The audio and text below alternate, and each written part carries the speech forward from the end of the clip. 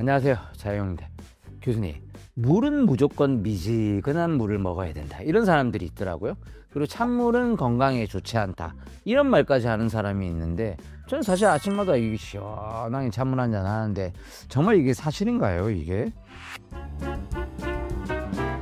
네, 많은 분들이 이제 따뜻한 물을 마시는 게 좋다라고 이야기하는데, 네네. 사실 이 따뜻한 물이 모든 상황에서 더 좋다라고 말하기는 어렵습니다. 그렇죠. 사실 이 따뜻한 물을 먹으라고 말하는 사람들 들어보면 내 체온과 맞는 물을 딱 먹어야지 흡수가 좋다, 이렇게 말을 많이 하던데, 사실 그렇다고 이 찬물이 안 좋다, 이건 아닌 것 같은데, 당연히 찬물 딱 마셔도 되지 않습니까? 그렇죠. 요즘 같이 많이 덥거나 이럴 때는 사실은 찬물이 우리 몸의 온도를 낮출 수 있기 때문에 장점도 많다고 볼 수 있습니다. 네. 일반적인 상황에서 건강한 사람이라고 하면 찬물이든 미지근한 물이든 따뜻한 물이든 모두 다 마셔도 된다고 볼 수 있습니다. 그렇죠.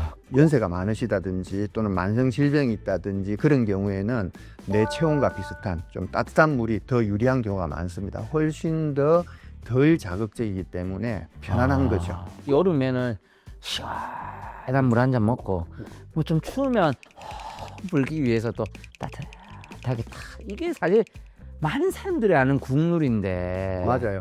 건강할 때는 더울 때는 시원한 물, 그리고 추울 때는 따뜻하거나 네네. 약간은 뜨거운 이런 물을 마시는 것이 체온 조절이나 이런 데는 강점이 많습니다. 하지만 일반적으로는 우리가 물의 온도보다는 중요한 것이 얼마나 충분하게 수분을 섭취하느냐, 이런 것들이 네네. 더 중요하다고 볼 수 있습니다. 근데 교수님, 가끔씩은 이게 찬물을 딱 먹으면 갑자기 위가 뭔가 이쪽으로 드는 이런 느낌이 탁 오면서 몸도 하면서 닭살이 쫙 이렇게 차가워질 때가 있거든요. 네. 그건 어떤 건가요? 이제 그런 경우가 뭐 내 몸이 조금 예민할 때라든지 아니면 이미 추울 때 내 몸이 온도를 유지하기 위해서 많은 노력을 하고 있을 때 찬물을 마시게 되면 그런 문제를 일으킬 수가 있고요. 내 몸의 체온과 너무 많이 온도 차이가 나는 냉수 같은 것들을 너무 많이 섭취하게 되면 또 우리 위장관에 자극이 되기 때문에, 예를 들어서 얼음이나 이런 것들을 내 피부에 올려둔다라고 하면 처음에는 시원하지만 시간이 지나면 아프기까지 하잖아요. 그쵸. 이런 것과 비슷하다고 보시면 됩니다. 우리 속에도 위장에도 너무 차갑거나 너무 뜨겁거나 이런 물들이나 음식이 들어가게 되면 자극을 받게 되고, 이것 때문에 놀랄 수가 있는 거죠. 몸속 우리 장기들도 이 온도에 반응을 하는 거군요. 그럼요. 교수님, 아까 그 물을 충분히 먹어야 된다, 이게 더 중요하다고 이야기하셨는데, 이 사실 충분 이게 정말 어려운 것 같습니다. 어떤 분은 진짜 한 1리터 먹어라, 어떤 분은 하루 2리터 먹어야 된다, 운동하고 있으면 또 한 3리터 먹어야 된다, 이렇게 말을 하는데, 충분한 양치인데 이 충분은 얼마를 말하는 건가요, 이게? 우리가 보통 이야기할 때 몸무게 1kg당 30cc 정도가 필요하다고 이야기를 하거든요. 1kg당 30cc. 네, 그래서 만약에 70kg인 사람이 있으면 보통 2.1리터 정도의 수분이 필요하다라고 하는데, 그때 수분이라는 것은 물로 섭취하는 것뿐만 아니라 음식을 먹을 때도 국이라든지 수분을 섭취하게 되잖아요. 그렇죠. 이런 것들을 다 포함해서 우리가 하는 이야기이거든요.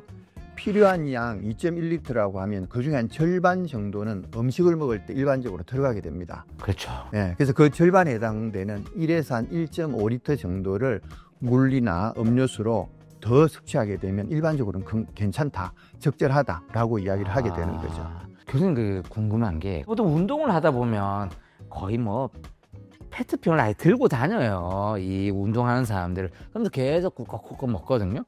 자기 몸이 원하는 물보다 훨씬 많이 먹으면 혹시 올 수 있는 질병도 있나요? 질병보다는 우리 몸에 수분이 너무 많이 들어갔을 때는 역시 이 수분을 배설하기 위해서 우리 몸이 노력을 해야 되거든요. 네네. 그리고 우리 몸에 전해질이라는 것이 있는데, 너무 많은 수분 섭취를 하게 되면 전해질 농도가 떨어져서 사실은 몸에 무리를 일으킬 수가 있습니다. 땀을 흘리는 양을 고려해서 충분히 그것만큼의 수분을 더 섭취해야 되는 건 많지만, 그것보다 더 많은 수분을 섭취하게 될 때는 내 몸에 무리를 주게 되고 전해질이 낮아서 컨디션이 떨어지거나 이런 일들이 생기게 되는 거죠.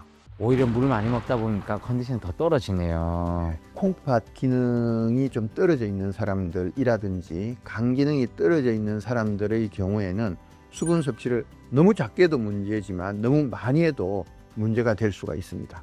왜 운동하는 사람들은 볼 때마다 이게 왜 이렇게 많이 먹어요? 이렇게 물어보면 물을 많이 먹으면 살 빠진다 이렇게 해서 또 많이 먹는 사람도 있더라고요. 이건 맞는 이야기인가요? 맞지 않는 거고요. 우리가 뭐 독소를 없앤다라고도 이야기를 하고 물 섭취가 도움이 된다라고 하는데 수분 섭취를 좀 충분히 해주면 우리 몸에 안 좋은 것들도 빨리 해독시킬 수가 있고 그 다음에 땀을 흘린 만큼의 수분을 보충해 줄 수 있기 때문에 좋기는 합니다만은 그게 적절해야 된다라는 것들은 꼭 명심을 해야 되겠습니다. 교수님 마지막으로 이 알코올 중독도 있는데 물 중독도 있나요? 물 중독이란 말은 사실은 많이 쓰진 않고요. 네네. 물을 너무 많이 마시는 사람들의 경우에는 우리가 몇 가지 사실을 생각을 해봐야 됩니다. 요붕증이라 그래서 이 콩팥에서 이 네네. 물을 소변을 잘 그러지 못하는 압축하지 못하는 이런 병들이 있을 수가 있거든요. 또는 당뇨 같은 게 너무 심해지게 되면 소변 양이 많아지기 때문에 갈증이 많이 생기게 되어서 수분 섭취 양이 많아집니다. 그래서 최근 들어서 갑자기 물을 평소 때보다 갈증이 심하고 너무 많이 마시게 된다라고 할 때는 꼭 내 몸에 문제가 생기지 않았는지 의심을 하고 병원을 찾아봐야 됩니다. 여러분 건강하면 찬물이든 뜨거운 물이든 일단 적절한 수분을 섭취하는 게 중요하지 어떤 물을 먹는 게 더 중요하지 않는다는 사실 교수님의 말씀으로 꼭 기억하시기 바라겠습니다. 그리고 물은 제발 좀 적당히 드시기 바라겠습니다. 그러면 다음 시간에도 더 궁금한 정보로 다시 찾아오겠습니다. 감사합니다. 네, 감사합니다.